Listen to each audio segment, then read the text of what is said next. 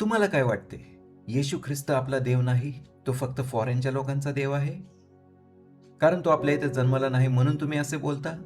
पण तो आपल्या इथे जन्मला असता तर सगळे त्यालाच देव मानले असते मग, हो की नाही? पण तुम्हाला माहीत आहे का, की तोच एकमेव देव आहे? बायबल सांगतं योहान 14:6 मध्ये येशूने म्हटले, "मार्ग, सत्य व जीवन मीच आहे." जरी तो भारतात जन्मला नसेल, पण तो जिथे कुठे पण जन्मला, तो तुमच्यासाठी आणि माझ्यासाठी जन्मला. देवाचं वचन सांगतं योहान 3:16 मध्ये, देवाने जगावर एवढं प्रेम केलं, की त्याने आपला एकुलता एक पुत्र दिला, अशासाठी की जो कोणी त्याच्यावर विश्वास ठेवतो, त्याचा नाश होऊ नये, तर त्याला सार्वकालिक जीवन मिळावे. बघा, देवाने सगळ्या जगावर प्रेम केलं. येशूला सगळ्या जगासाठी, सगळ्या जगाच्या तारणासाठी पाठवलं. येशू सगळ्या जगासाठी आला.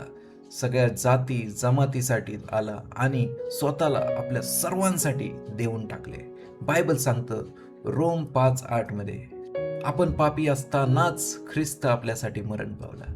एकच नाव आहे ज्यामध्ये उद्धार, मोक्ष आणि तारण आहे. ते म्हणजे येशूचं नाव. प्रेषित 4:12 सांगते, आणि तारण दुसऱ्या कोणाकडून नाही, कारण जेणेकरून आपलं तारण होईल असे दुसरे कोणतेही नाव आकाशाखाली मनुष्यामध्ये दिलेले नाही.